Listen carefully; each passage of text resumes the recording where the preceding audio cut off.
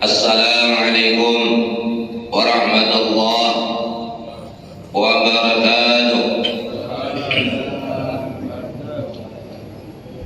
A'udzu billahi minasy syaithanir rajim.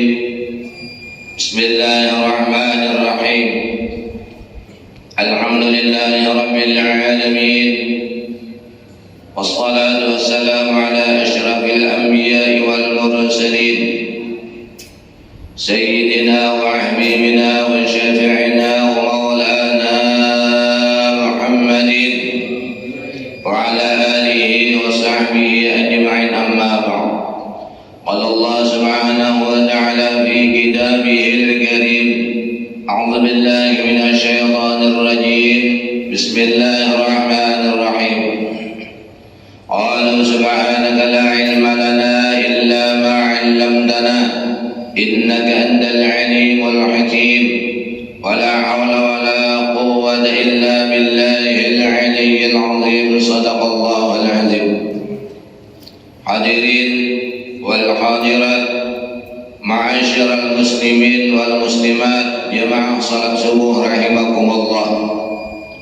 Alhamdulillah, kita bersyukur kepada Allah Subhanahu wa taala yang senantiasa melimpahkan rahmat, taufik dan hidayahnya kepada kita semua, sehingga alhamdulillah pada saat ini kita kembali dikumpulkan oleh Allah Subhanahu wa taala dalam suatu melaksanakan salat fardu subuh berjamaah. Mudah-mudahan kita semua selalu diberikan pertolongan oleh Allah, diberikan kekuatan sehingga kita selalu dalam ibadah, khususnya berjemaah sampai akhir hayat kita. Amin ya rabbal alamin. Salawat dan salam kita kirimkan kepada junjungan kita, Nabi besar Muhammad sallallahu alaihi wasallam, dan para ahli keluarga beliau, sahabat tabi'in ila yaumil qiyamah. Hadirin wal hadirat rahimakumullah. Rasulullah SAW bersabda dalam sebuah hadis yang diriwayatkan Ad-Dailami dari Adi bin Khatim. Qala an-nabiy sallallahu alaihi wasallam: sittatu asya'a tuhbitul a'mal. Ujar Nabi, ada 6 macam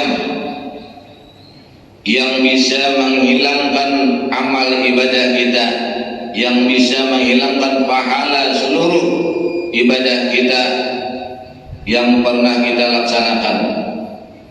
Kita sudah bersusah payah berapa puluh tahun kita beribadah siang dan malam, tapi dengan ada 6 macam ini maka ibadah kita itu sia-sia, tidak akan mendapatkan sedikit pun pahala.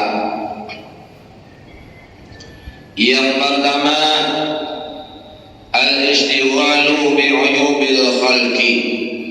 Ujar Nabi, yang bisa menghilangkan pahala ibadah kita semua, baik pahala salat, pahala puasa, pahala zakat, pahala haji, pahala umrah, biar 10 kali, biar 20 kali. Kalau ini dilakukan, hilang pahalanya, tidak akan mendapatkan apa-apa. Yang pertama adalah al-istighwalu bi'uyubil khalqi. Yang pertama, ujar Nabi, orang yang suka mencari-cari, mengungkit-ungkit, menyebut-nyebut keaiban-keaiban, kekurangan-kekurangan orang lain.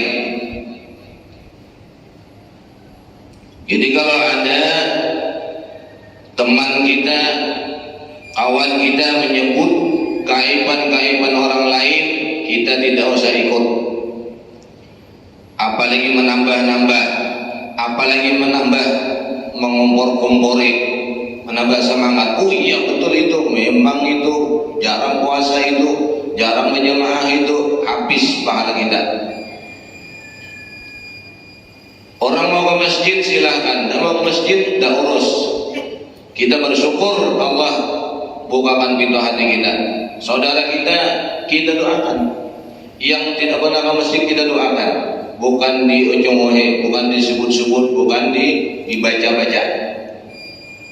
Jadi supaya amal ibadah kita ini tidak sia-sia. Makanya ada seorang ulama, seorang sufi, seorang waliullah dikatakan, wahai syekh, di suatu tempat atau di kota atau di pasar-pasar itu banyak keaiban-keaiban, banyak dosa. Dijawab oleh syekh, saya sering ke pasar, saya sering ke kota, tapi saya tidak pernah melihat kekurangan apapun. Kenapa bisa? Karena beliau tidak menghiraukan orang. Bahkan saya punya guru dan kakek saya sendiri, seorang alim ulama, seorang kiai, almarhum Haji Khalidi. Alimnya luar biasa, puasa beliau hampir setiap hari dan mutalaah kitab kuning hampir setiap detik. Beliau sering ke pasar, tapi bahkan murid beliau aja kadang memberi salam, beliau tidak hirau, karena zikir mulut beliau tidak berhenti. Jadi sehingga kemanapun beliau pergi tidak melihat keaiban orang lain. Kalau kita tidak, begitu kita jalan, bagusnya rumah ini, tapi ininya jelek, catnya ada aja itu. Begitu kita jalan, lihat motor orang, wih bagusnya motor orang itu, iya tapi kreditnya belum lunas itu. Ada aja tuh orang lain. Habis ibadah kita. Makanya kita mau ke pasar, mau ke kota, mau kemana kah, yang diingat Allah, yang diingat kita ini paling banyak dosa, kita ini yang banyak keaiban. Orang lain itu bagus semua, baru selamat ibadah kita itu. Tapi kalau merasa kita yang paling berhasil, kita paling sukses, orang lain tidak, habis ibadah kita semua. Inilah cara-cara para alim ulama, orang-orang sufi, para aulia Allah. Kalau ditanya ada keaiban kan di sana? Tidak ada, karena mereka tidak memikir itu. Yang dipikir yang punya aib kita, yang punya banyak dosa kita, yang punya kekurangan kita, yang tidak punya ilmu sama sekali kita, yang kurang ibadah kita. Kita tidak usah memikirkan orang lain. Bahkan saudara kita, tetangga kita, orang yang kenal kita, jangan dipikir mereka mau ibadah, itu urusan mereka. Mereka tidak mau ibadah, urusan mereka. Yang kita pikirkan urusan kita. Ibadah kita ini sudah betul enggak? Jadi kalau kita misalnya setiap hari kemana-mana, aduh, bagusnya mobil orang tua, sayangnya bannya itu nah, terlalu kecil, ada itu. Itu nah ibu anak itu cantik banget, tapi mulutnya itu nah, ada yang orang semua punya kekurangan. Jadi selama memandang kekurangan orang lain, tidak akan dapat pahala. Amal ibadah apapun kita sia-sia. Kasihan puasanya hilang. Apalagi kalau kita ke pasar-pasar melihat orang merokok, melihat orang makan-makan, oh itu si anu tadi itu, makan-makan, kasihan. Sama, kamu juga puasa kasihan, hilang pahalanya. Lebih kasihan, mereka memang tidak puasa, makan-makan mereka enak. Kita sudah puasa, lapar-lapar tidak dapat pahala. Makanya melihat orang tidak puasa, putar mata kita kemana kan? Zikir kepada Allah, kita doakan. Yang tidak pernah berjamaah kita doakan, bukan dibenci, bukan disebut-sebut, bukan. Makanya kalau ada Ustaz Koltom Kolsok menyebut misalnya masalah orang-orang tidak mau berjamaah, tidak mau puasa, itu bukan saya yang nyuruh. Saya malah takut seperti itu. Yang kita khawatirkan, yang kita jaga adalah anak cucu kita, keluarga kita. Sudah ibadah belum? Sudah melaksanakan kewajiban belum? Anak cucu kita yang kita perhatikan, yang perlu kita doakan. Orang lainnya terserah masing-masing urusan. Ada yang mau puasa silahkan, ada yang tidak mau puasa silahkan, urusan mereka, kita tidak usah komen. Apalagi sampai di medsos komen-komenan itu kayak apa sih bubuhannya itu, bukan pengajian yang sebelah itu. Nah, banyak tidak puasa, ajaran apa? Tidak usah dihirau. Yang kita hirau adalah diri kita. Kita paling banyak dosa, kita paling jelek, paling banyak kaiban kita. Cukup itu aja. Berusaha istighfar segala macam. Karena ujar Nabi dalam hadis yang lain, an Rasulillah sallallahu alaihi wasallam qala, Rasulullah berkata, "Idza aradallahu bi'abdihi khairan." Apabila ujar Nabi, orang itu dikehendaki oleh Allah baik, basarahu bi'uyubi nafsi, maka mata hatinya, mata kepalanya itu hanya melihat aib dirinya aja. Jadi keaiban kita yang kita lihat, dosa kita selama ini banyak, kesalahan kita banyak, kekurangan kita banyak, tidak usah mikirin kekurangan orang lain.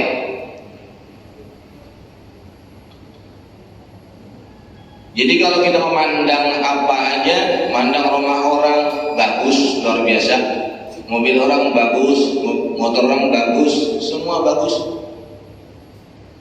Jadi jangan mikirkan kekurangan orang lain. Kalau mau ibadah kita itu mendapatkan pahala. Hadirin jemaah salat subuh rahimakumullah. Yang kedua ujar Nabi, wa qaswatul qalbi, yang bisa menghilangkan amal ibadah kita adalah orang yang selalu keras hatinya. Keras hati ini seperti batu lah ibaratnya. Benarkah, salahkah, tetap dikarasi. Pokoknya kita yang paling benar, padahal salah. Ini ibadahnya sia-sia. Makanya hati kita nih, kenapa kita disuruh puasa, disuruh ibadah, supaya hati kita itu lembut. Supaya lembut itu apa? Kalau kita memang salah, kita yang mengaku salah. Jangan pokoknya punyaku benar. Itu orang keras kepala, bukan keras kepala lagi, keras hati. Makanya orang yang keras kepala ini, wa qaswatul qalbi ini, kalau suami istri itu yang bisa cerai. Bilang suaminya, kamu yang salah, aku sudah bagus selama ini. Bilang istrinya, bapak juga salah, aku sebenarnya berusaha sudah sebagus-bagusnya. Akhirnya kamu salah. Pas salah akhirnya ya cerai. Tapi kalau Rasulullah tidak. Makanya rumah tangga Rasulullah itu baiti jannati, rumahku adalah surgaku.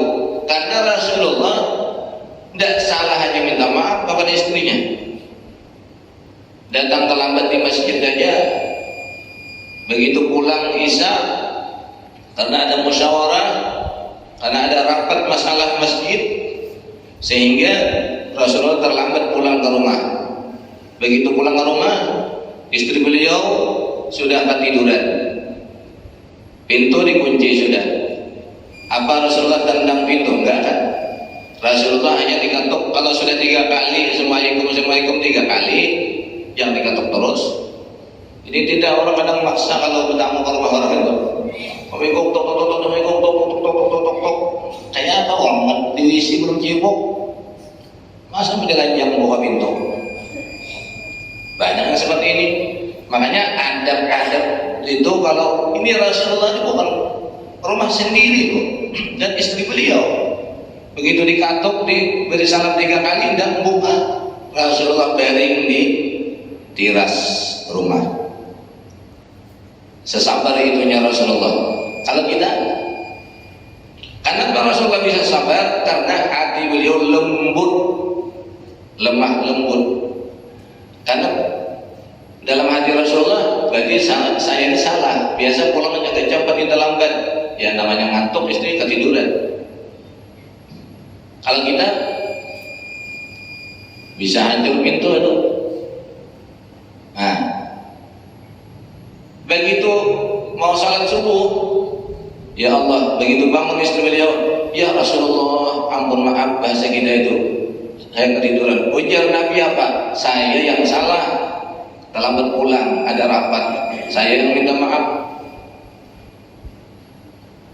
Luar biasa akhlaknya Rasulullah itu.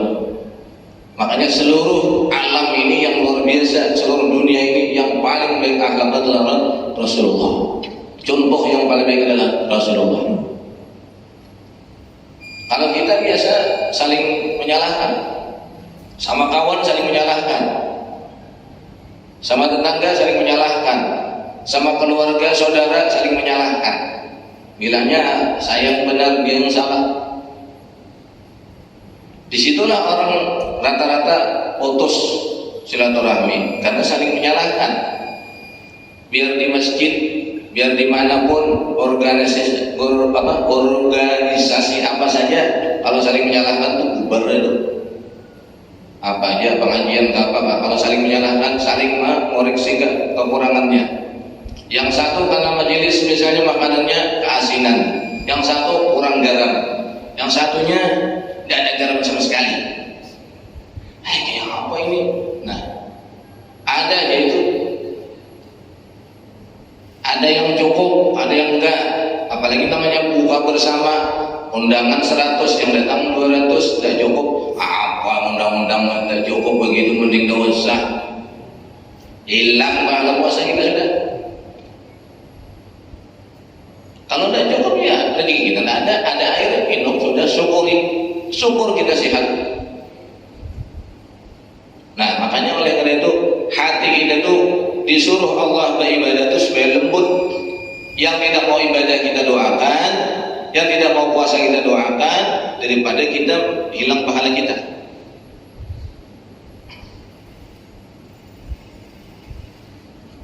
Yang ketiga ujar Nabi, orang yang hilang pahalanya, ibadahnya adalah wahubbud dunia.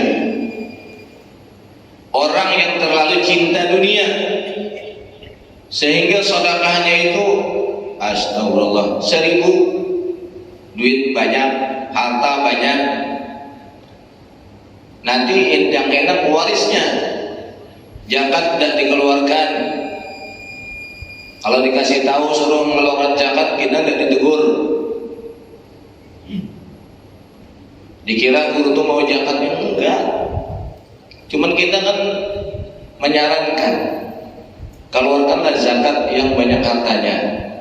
Oh, sedekah tiap tahun sudah banyak, bagi-bagi takjil tiap tahun, itu bukan, itu sedekah, bukan zakat. Zakat itu dihitung harta kita berapa, pendapatan setahun dikeluarkan. Yang wajibnya itu hak orang lain, disesuaikan. Karena sudah banyak orang-orang yang terlalu pelit, yang bukan main, akhirnya tidak sempat menikmati. Mau beli ini kemahalan, mau beli ini mahal, akhirnya makanannya seadanya, liurnya sakit. Yang enak anak cucunya tidak disedekahkan dan diinfakkan lagi, yang nanggung siksaannya dikubur dia. Ini banyak terjadi seperti ini. Zakat tiap tahun tidak mau, sedekahnya ya Allah milih-milih dulu. Orang yang tercinta dunia itu dia sayang untuk infak, dia sayang untuk sedekah. Tapi kalau mengumpulkan rajin. Nah, jadi kalau seperti ini, zakat tidak dikeluarkan, sedekahnya terlalu sedikit, tidak sesuai dengan keadaan, beribadah tidak bakal diterima oleh Allah, percuma.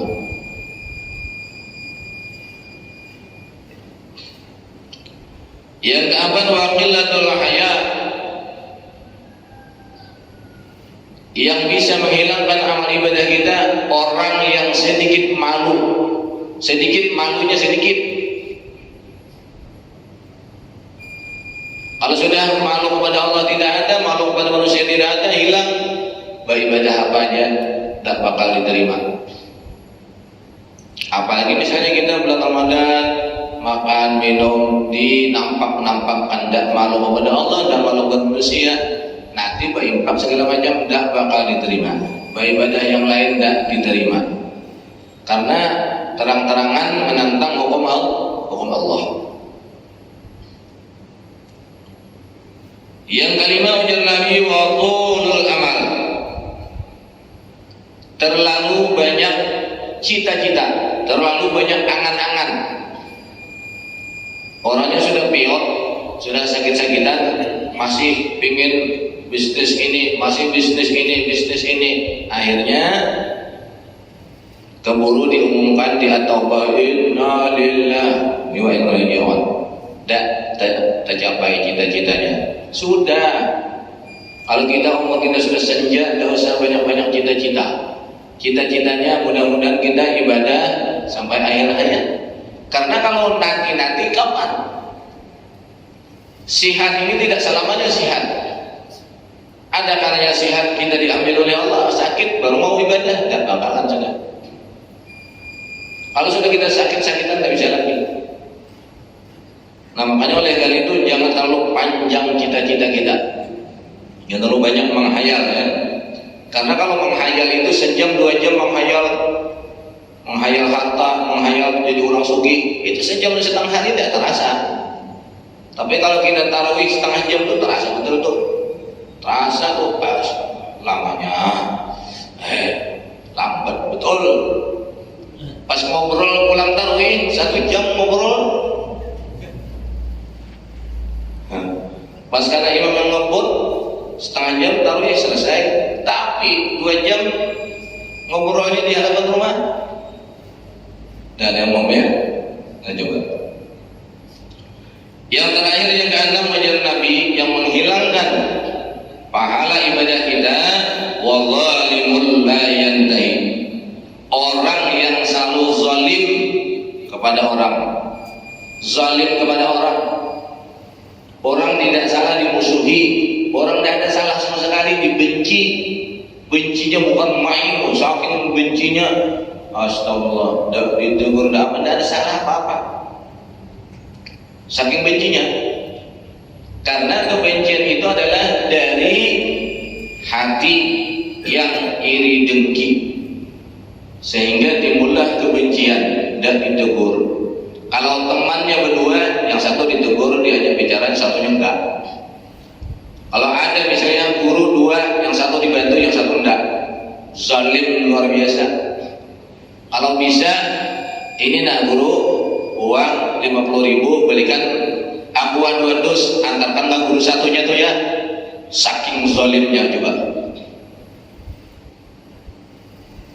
Padahal bersaudara aja loh, jangan sampai zalim kita. Kita punya anak 3, kalau mau kasih anak itu harus sama-sama. Yang kakak kasih 100, yang adik 100, yang bungsu 100. Kalau anak bertiga, jangan dibeda-bedakan. Apalagi seorang guru. Ini banyak kadang-kadang orang mau beda-bedakan. Bisa dibedakan, tapi jangan tahu. Ada guru 3-4 orang, kasih sama. Kalau tidak sama, kasih amplop. Tidak kelihatan. Ini enggak, bukan lagi dikasih ini dah. Guru ini 1 juta, kasihkan guru si A. Guru yang dititipin tidak dikasih 1 sen pun. Penghinaan, zalimnya luar biasa. Pernah saya sendiri gitu Pak. Ini guru duit 50.000, belikan aqua 2 dus, antar sama guru sana ya. Saya bilang beli sendiri, antar sendiri. Saking menghina tuh nah. Itu yang bisa kita ingat sampai akhir hayat, tidak akan terlupakan. Supaya jadi pelajaran, kita jangan seperti itu sama orang. Banyak seperti itu. Nah, zalim kepada anak pun, kepada istri, kepada keluarga, apalagi kepada orang, zalimnya bukan main. Orang tidak salah dibenci segala macam. Tidak ada salah, tidak ada urusan sama kita. Kita kadang membenci pemerintah, membenci apa segala macam, memimpin imam apa segala macam, dibenci. Padahal salahnya nggak ada. Urusannya tidak sama kita, dibencinya bukan main. Ini orang yang terlalu zalim, ibadahnya, infaknya, hajinya, umrahnya biar 20 kali nol dan diterima oleh Allah karena zalimnya luar biasa. Padahal udah dilihat biasa aja. Itu perbuatan yang zalim menghancurkan ibadah. Itu aja mungkin dulu, mudah-mudahan ada manfaatnya. Ampun maaf kalau ada kurang kesalahan. Ini hadis Nabi, cuma kita menyampaikan aja ya. Mudah-mudahan kita semua diberikan umur yang panjang, penuh ibadah, sehat, diberi rezeki yang banyak dan berkah, dikabulkan hajat kita di dunia wal akhirah. Mudah-mudahan kita semua dan anak cucu kita, keluarga kita, mudah-mudahan mati dalam keadaan beriman yang sempurna, husnul khatimah. Amin ya rabbal alamin. Ampun maaf demikian. Assalamualaikum warahmatullahi wabarakatuh.